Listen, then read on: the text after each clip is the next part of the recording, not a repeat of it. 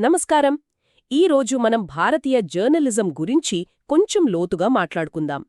ఒకప్పుడు స్వాతంత్ర్యం కోసం ఒక మిషన్లా పనిచేసిన జర్నలిజం ఇప్పుడు ఒక క్లిష్టమైన వ్యాపారంలా ఎందుకు మారింది? మన ముందు సీనియర్ జర్నలిస్ట్ పెద్దాడ నవీన్హారు అందించిన ఒక సమగ్ర నివేదిక ఉంది. దాని ఆధారంగా అసలు ఏం జరిగిందో, జర్నలిజం ముందున్న సవాళ్లేంటో చూడ్డాం. తప్పకుండా. ఇది కేవలం జర్నలిస్టుల సమస్య కాదు, మన ప్రజాస్వామ్యానికి నాలుగో స్తంభం అంటారు కదా. అవును. ఆ స్తంభం బలంగా ఉందా లేదా అనే దానిపైనే మన సమాజం ఆరోగ్యం కూడా ఆధారపడి ఉంటుంది. నిజమే. సరే, అసలు ఈ మార్పు ఎక్కడ మొదలైంది? స్వాతంత్ర్యోద్యమ సమయంలో జర్నలిజం ఒక ఆయుధం. ఆ తర్వాత అది ఒక వృత్తిగా, అంటే ఒక ప్రొఫెషన్గా మారింది. అంత బాగానే ఉంది. కాని 1990ల తర్వాత అకస్మాత్తుగా అదొక అమ్మే సరుకుగా, అంటే ఒక వ్యాపారంగా ఎలా మారిపోయింది? ఆ మార్పు అనుకున్నదానికంటే చాలా వేగంగా జరిగిపోయింది.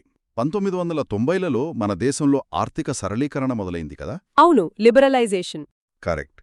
అప్పుడు పెద్ద పెద్ద కార్పొరేట్ కంపెనీలు మీడియా రంగంలోకి అడుగుపెట్టాయి. అంతకుముందు వార్త అంటే ఒక ప్రజాసేవ.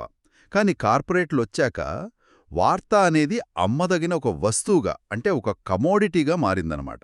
ఒక్క నిమిషం. వార్త ఒక వస్తువుగా మారడమంటే ఏమిటి? దాని ప్రభావం అంటే ఎలా ఉంటుంది? అంటే ఒక వార్త విలువ అది ఎంత నిజం అనే దానిపై కాకుండా అది ఎంత డబ్బు సంపాదించి పెడుతుంది అనే దానిపై ఆధారపడటం మొదలైంది. ఓ. ఒకప్పుడు పత్రికలు నడవాలంటే సర్క్యులేషన్ ముఖ్యం, అంటే ఎంతమంది కొంటున్నారనేది.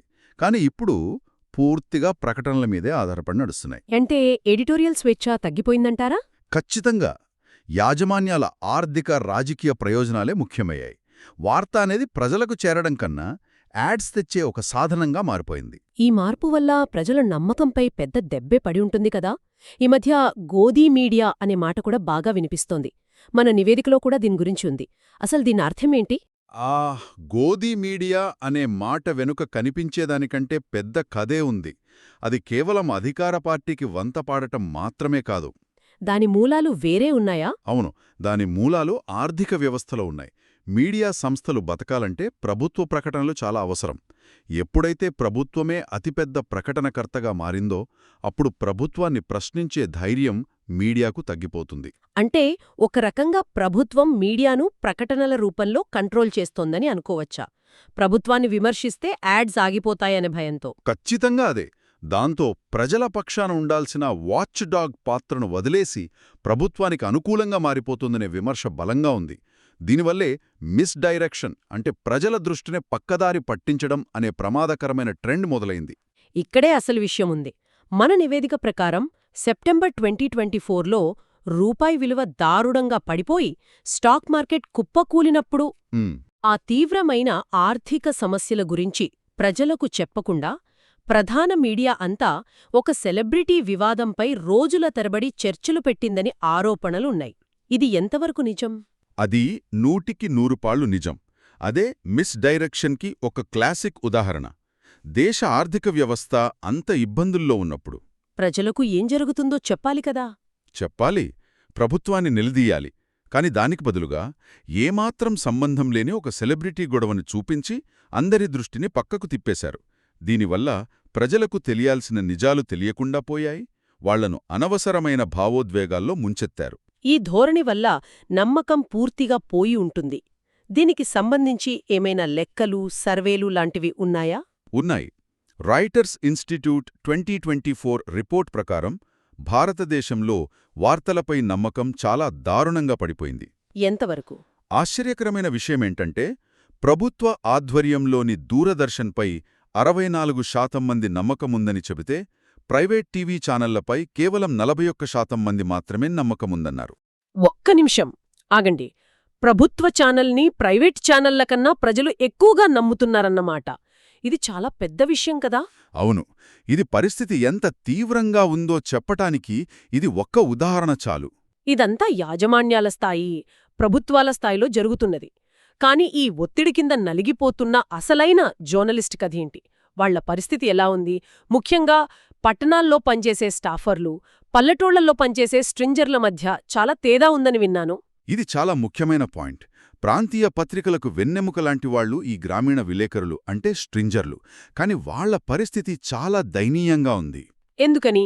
యాజమాన్యాలు వాళ్లను కేవలం వార్తలు తెచ్చేవాళ్లుగా కాకుండా యాడ్స్ తెచ్చే ఏజెంట్లుగా చూస్తున్నాయి. అంటే వాళ్ల జీతం వాళ్లు రాసే వార్తల నాణ్యత మీద కాదు, వాళ్లు ఎంత వ్యాపారం తెచ్చారనే దానిపై ఆధారపడి ఉంటుంది. అంటే ఒక స్ట్రింజర్ తన ప్రాంతం నుంచి ఒక మంచి వార్త తేవడం కన్నా ఎక్కువ యాడ్స్ తేవడమే ముఖ్యమా? ఇది దారుణం గదా? అవును, ఇది నేరుగా పెయిడ్ న్యూస్ అనే అవినీతికి దారి తీస్తోంది.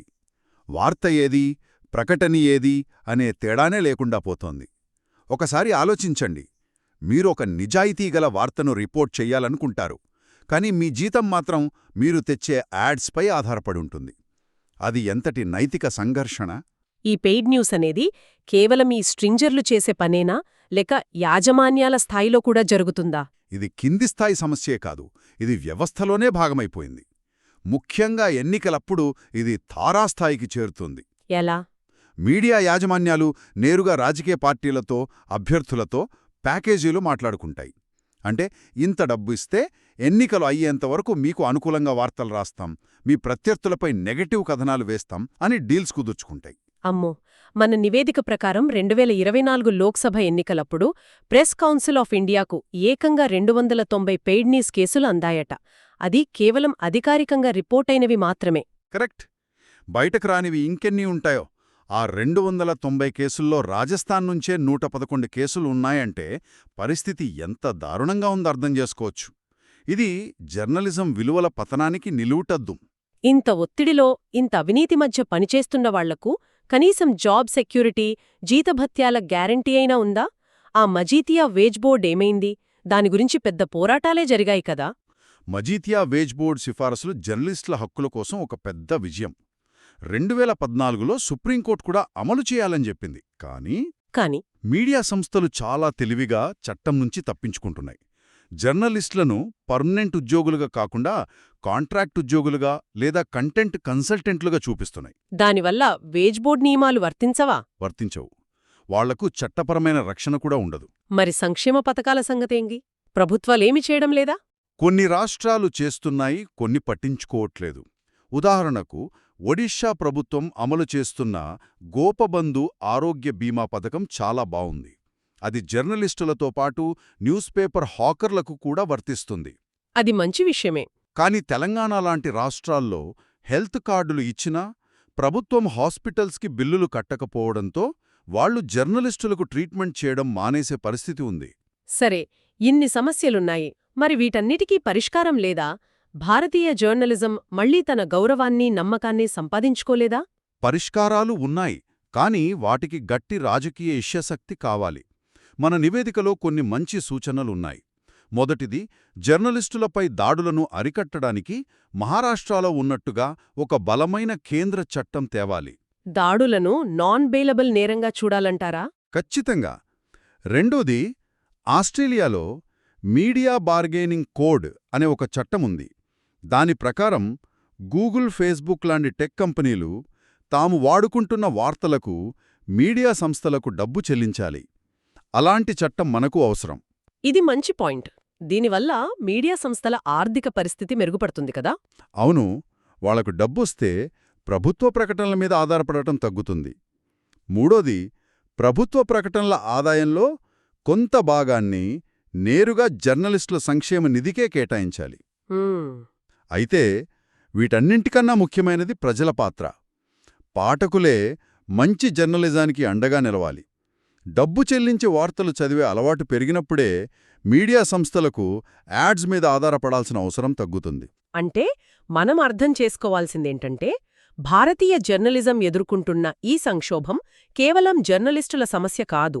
ఇందులో ఆర్థిక, రాజకీయ వ్యవస్థకు సంబంధించిన ఎన్నో లోపాలు కలిసే ఉన్నాయి. సరిగ్గా అదే. జర్నలిజం స్వేచ్ఛగా, నిజాయితీగా పనిచేయలేకపోతే ఆ దెబ్బ మన ప్రజాస్వామ్యం మీవే పడుతుంది. అవును, జర్నలిజం అనేది ప్రజల గొంతుక. ఆ గొంతుకను నొక్కితే ప్రజాస్వామ్యమే ప్రమాదంలో పడుతుంది. ఈ రోజు మనం చర్చించిన అంశాల గురించి ఆలోచిస్తూ అందరినీ ఒక ప్రశ్నతో వదిలేస్తున్నాము. సంప్రదాయ మీడియాపై నమ్మకం పోతున్న ఈ రోజుల్లో ఆ ఖాళీని సోషల్ మీడియా ఇన్ఫ్లుయెన్సర్లు భర్తీ చేస్తున్నారు. ఇది చాలా ముఖ్యమైన ప్రశ్న. జవాబుదారీతనమున్న జర్నలిస్టుల స్థానంలో ఎలాంటి జవాబుదారీతనం లేని, తరచుగా డబ్బు కోసం పనిచేసే ఇన్ఫ్లుయెన్సర్లు వచ్చినప్పుడు మన ప్రజాస్వామ్య వ్యవస్థపై దాని దీర్ఘకాలిక ప్రభావం ఎలా ఉంటుంది? దీని గురించి ఆలోచించండి.